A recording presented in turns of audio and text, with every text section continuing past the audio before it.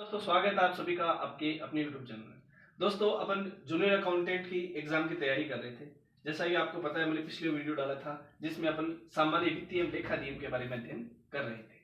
ठीक है, आज अपन उसी का नेक्स्ट चैप्टर जो है अध्याय नंबर 2 जो वित्तीय प्रबंधन नियंत्रण की सामान्य प्रणाली उसके बारे में अध्ययन करेंगे।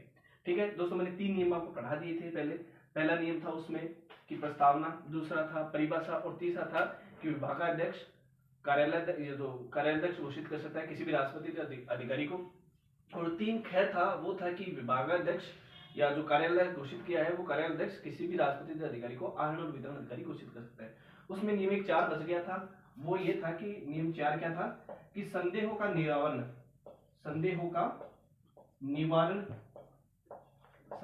निवारण किसके द्वारा किया जाएगा? वित्त विभाग के द्वारा किया जाएगा, वित्त विभाग के द्वारा। ठीक है, यानी जो भी सामान्य वित्तीय लेखा नियम है इनके बारे में जो भी संदेह है, कोई भी प्रकट होता है तो उसका निवारण जो है वह वित्त विभाग के द्वारा किया जाएगा।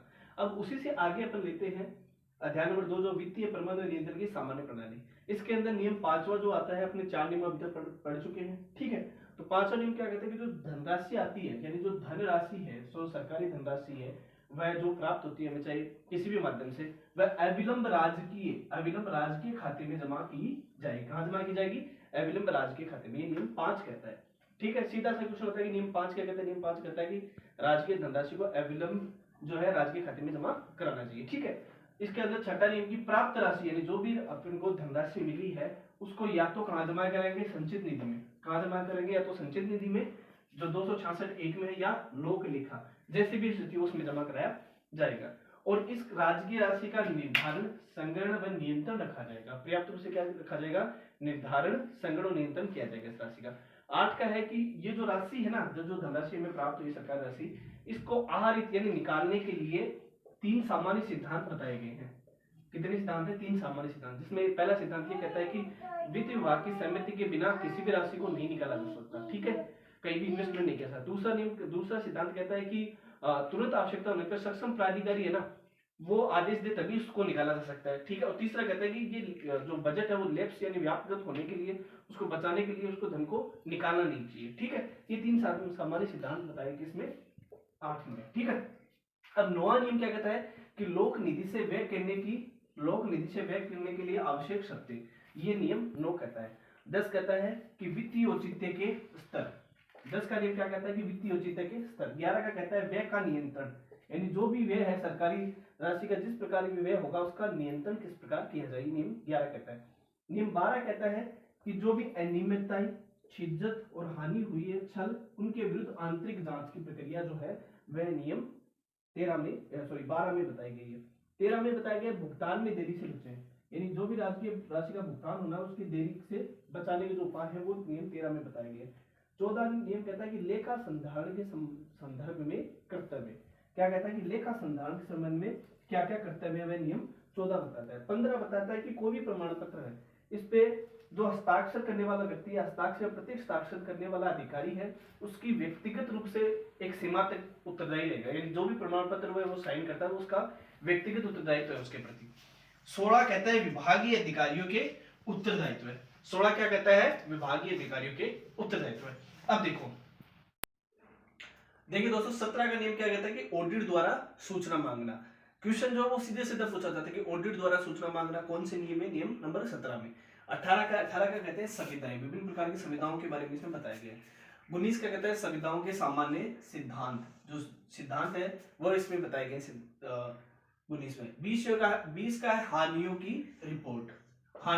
अब ये इंपॉर्टेंट यहाँ पे ध्यान रखना कि जो भी देखे 2000 रुपए से, कितने? 2000 रुपए से जो कम की हानि होती है उसकी सूचना किसी को देना आवश्यक नहीं है। लेकिन अगर किसी प्रकार की हानि 2000 रुपए से ज्यादा हो जाती है तो या जो वित्तीय 2000 रुपए की या जो 25,000 रुपए के होते हैं पुनः विक्रय या नीलामी की जो होती है उसके अंतर्गत 25,000 रुपए से ज्यादा की हानि होती है तो उसकी सूचना विभागाध्यक्ष को महालेखाकार को दी जाएगी। ठीक है, दुर्घटनाएं देखिए 15,000 रुपए, ये भी इंपॉर्टेंट ध्यान रखना, 15,000 रुपए तक की जो दुर्घटनाएं होती है, कितने दुर्घटनाएं, यानी जैसे राजकीय किसी भवन का, सड़क का, नहर का किसी भी कारणवश आग, बाढ़, भूकंप, किसी भी कारणवश अगर दुर्घटना होती है और उसमें 15,000 रुपए से कम की हानि होती है तो इसकी सूचना तो केवल विभागाध्यक्ष को दी जाएगी। किसको दी जाएगी? केवल विभागाध्यक्ष को, है ना। और 15,000 रुपए से ज्यादा की जो हानि होती है ना, कम की तो दी जाएगी विभागाध्यक्ष को, और ज्यादा की होती है उसको विभागाध्यक्ष को, और विभागाध्यक्ष द्वारा महालेखाकार को और सरकार को, तीनों को दी जाएगी। ठीक है। 22 का हानियों के लिए उत्तरदायित्व है। 22 का नियम क्या कहता है कि हानियों के लिए किसका उत्तरदायित्व है। 23 का कहता है हानियों का अपलेखन, कि हानियों का अपलेखन किस प्रकार के किया जाएगा, ये नियम 23 कहता है।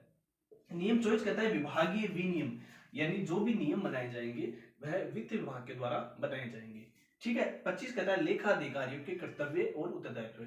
26 कहता है कि वित्तीय शक्तियां, जो शक्तियां प्राप्त है उनका किस प्रकार से बांटा गया है, यह है वित्तीय शक्तियों का प्रत्यायोजन। और ये है जो जीएफएनआर है उसके जीएफएनआर के भाग 3 में दिया गया है। किसमें दिया गया है? वित्तीय शक्तियों का जो प्रत्यायोजन है वो भाग 3 में दिया गया। तो ये भी इंपॉर्टेंट है, कई बार पूछ लेते हैं कि वित्त शक्तियों का प्रत्यायोजन जीएफएनआर के यानी सामान्य वित्तीय लेखा नीति के कौन से भाग में दिया गया, तो तीसरे भाग में दिया गया। तो दोस्तों ये सेकंड जो चैप्टर था अपना वित्तीय प्रबंधन नियंत्रण की सामान्य प्रणाली, ये पूरा हो गया। मिलते हैं अपन नेक्स्ट चैप्टर के साथ, तब तक बने रहिए मेरी क्लासेस के साथ। तो अगर आपको वीडियो अच्छा लगे और जूनियर अकाउंटेंट की और किसी भी क्लास की आपको जरूरत हो तो प्लीज कमेंट बॉक्स में कमेंट करके जरूर बताइए। अगर हमारी क्लास अच्छी लगी तो लाइक, शेयर और सब्सक्राइब